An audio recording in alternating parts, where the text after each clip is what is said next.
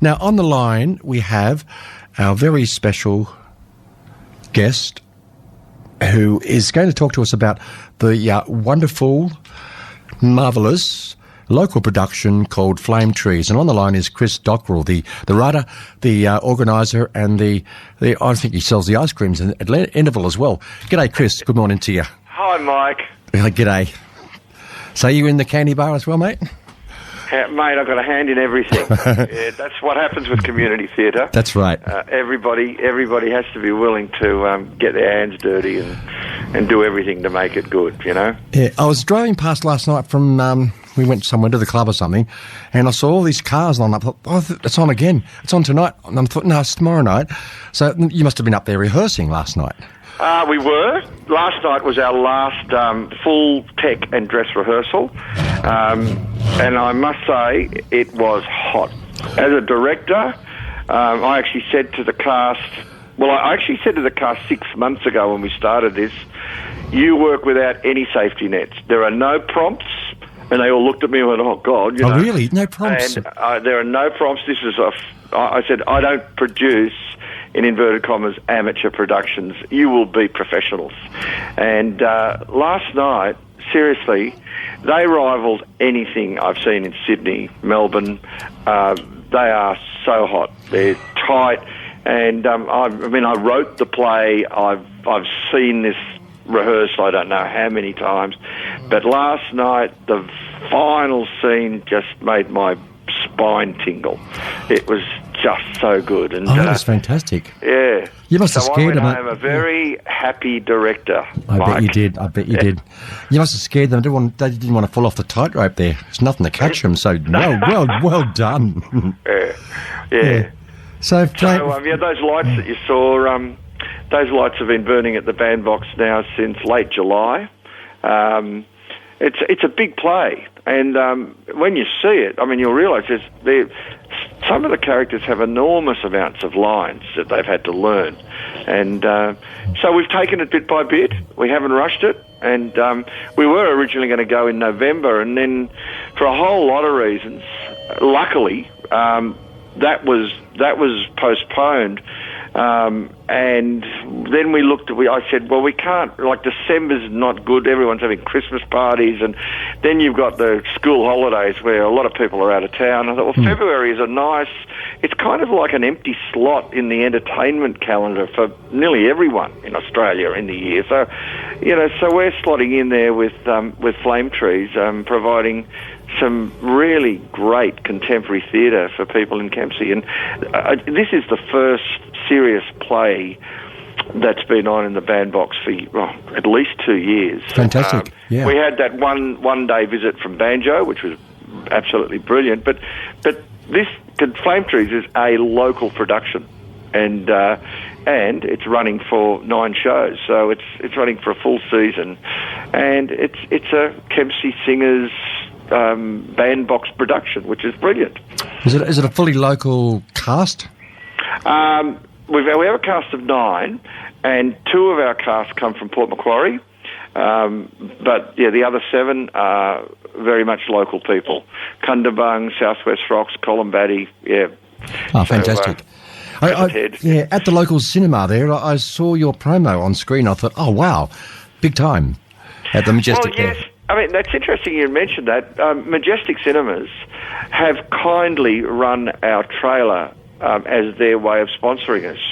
And, you can only begin to imagine, the cost of doing that would be prohibitive for us, a small community theatre group. But I think it's great that they want to be involved with the community. And, and so a lot of people have said, wow, we saw your trailer at the movies. I know, I was stunned. I thought, oh, wow, mate.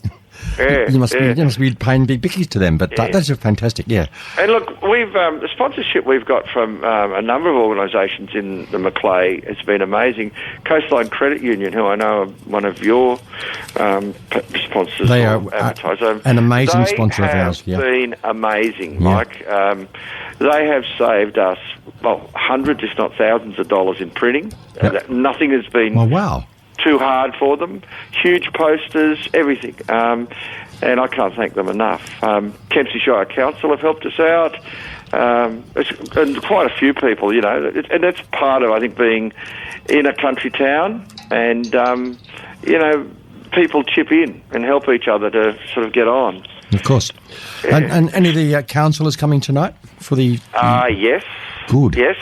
And I know our mayor is, which is great. Yeah. Our local member, Melinda Pavey's coming along to support it. So, yeah, there's going to be a huge crowd there tonight, but there are still some tickets left. Available so from the you from can the buy door? them on Ticket Host online or at the door, as people can for any of our shows. We have 8 shows for the public and 1 as a school matinee performance, because this play, it is a hard-hitting contemporary play, and as a retired English teacher of some 35 years, I also realise it's a perfect play for Year 11 and 12 English students. They do a thing called the Common Module, so it doesn't matter what level English you do in the HSC in New South Wales. Every student has to do the Common Module, and the Common Module theme this year and next year is texts and human experiences. And this play is very much about human experiences. So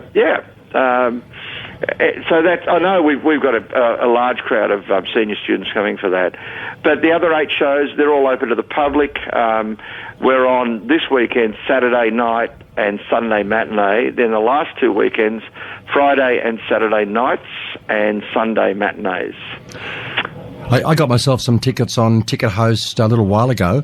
Yep. So I'm looking forward to being there amongst all those lucky people to see it for the first time, besides those involved with it. So it should be fantastic, yeah. And when you say that for the first time, it is magic. I mean, It is. I've been writing. I've had plays published by major publishers here and just recently in Switzerland. It's dating me now, but nearly 40 years, Mike. But I never tire of launching a new play, and you think it's brand new, you know, no one's seen it, and it has that magic, you know, that world premiere magic. And look, seriously, these guys, they could perform on any stage in Sydney or Melbourne or Brisbane, and alongside any professionals, and they would knock them dead. They are just so good. Fantastic. It's like when I write new poetry and I perform it for the first time, or read it for the first time. It's really lovely. It's sort of exposing yourself, but it's such a lovely feeling as well. Oh yeah. It's great. That's a part of the creative process, isn't it? Yep.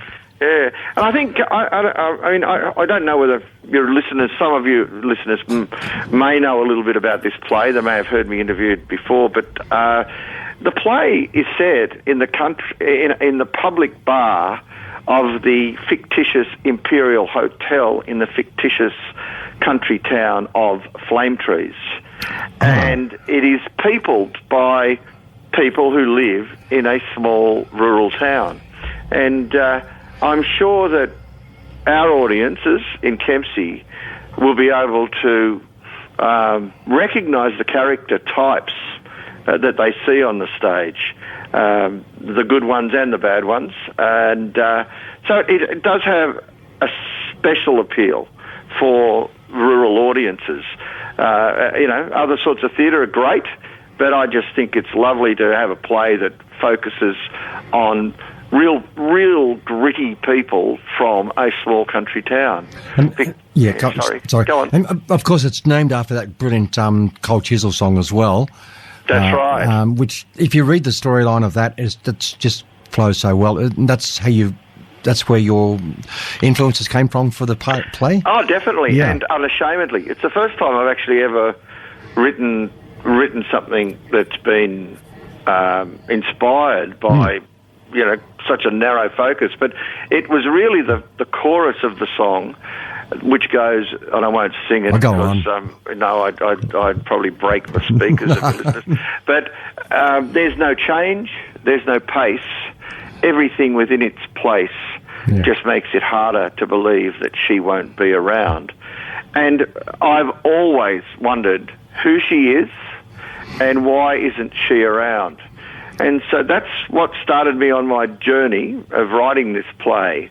And so I had to put the she into some sort of physical context and surround, inhabit or populate her world with people from her world. And so that's what then led me to Terry Kennedy. And this is not a spoiler. Terry Kennedy rolls into town after being away for 10 years. And we don't really know why he's there. There's quite a bit of mystery about him. But he soon discovers that the conflict, the tension that drove him away 10 years ago is still there.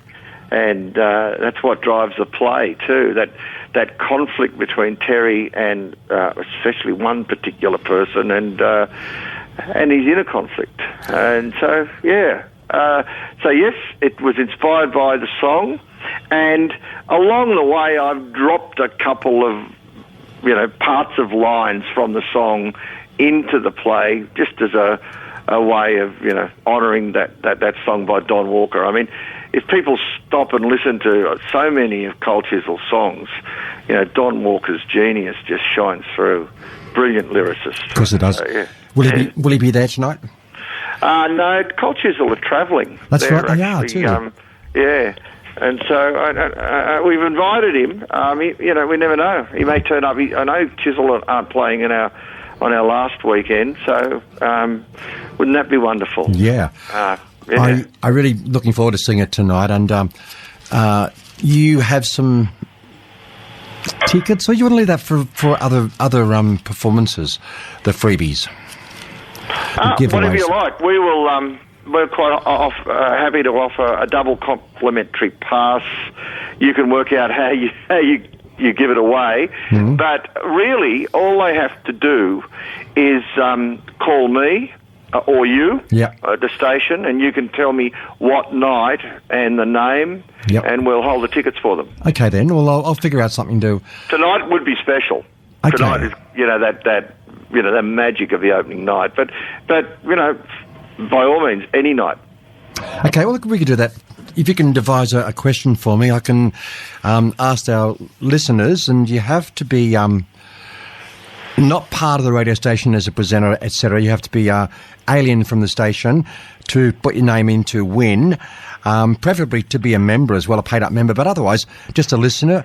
And Chris will give you an interesting question about the play that you can have to answer to win. So let me have a... All right. Well, I won't make it too difficult. Okay.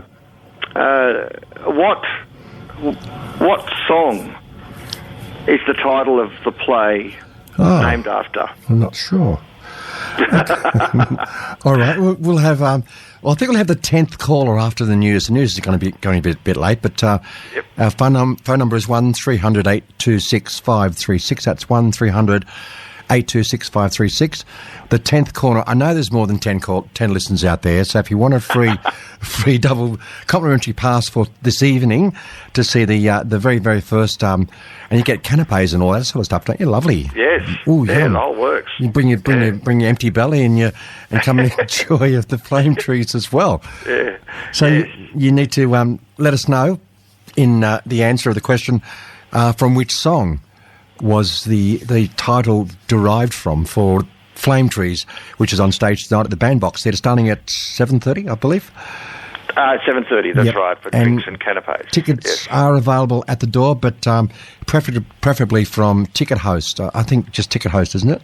Yes. You go on. And for the other performances, and again, these are people who, local people who support us. Coastline Credit Union are actually selling our tickets from all their branches in the Macleay. Fantastic.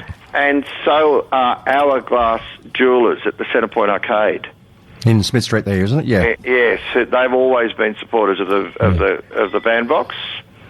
So easy for some people. I know there are still some people who don't like going online and doing the whole internet thing, but so they can actually buy their tickets across the counter. Chris, thank you very much for your time. I'll see you tonight, and and I better dress up because all the hobnobs are going, I suppose. Well, you'd better. Yes, that's right. Better wear your high formal heels. thongs, Mike. High heel thongs, you reckon? Yeah, formal thongs. The good ones. Formal thongs. Thank you, Chris, very much, mate. God bless you. All right. See you All tonight. right, Mike. Bye. Thanks.